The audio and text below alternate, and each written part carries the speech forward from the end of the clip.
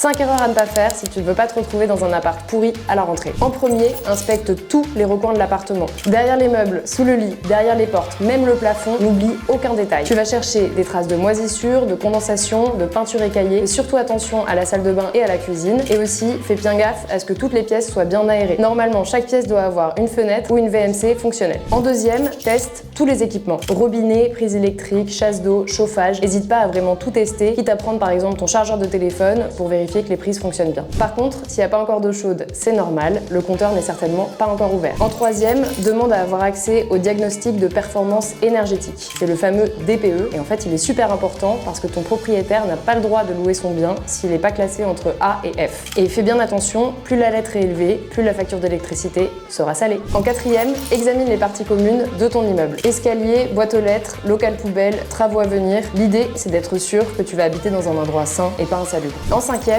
si tu es à distance, fais un visio en direct. On sait jamais sur qui on peut tomber. À tout moment, tu peux tomber sur un appartement bidon et qui correspond pas du tout à ce que tu souhaitais visiter. Donc pour éviter les mauvaises surprises, demande bien un appel en visio. Voilà, bon courage pour tes recherches. Si tu as des questions, tu les poses en commentaire. Et sinon, abonne-toi à Diploméo.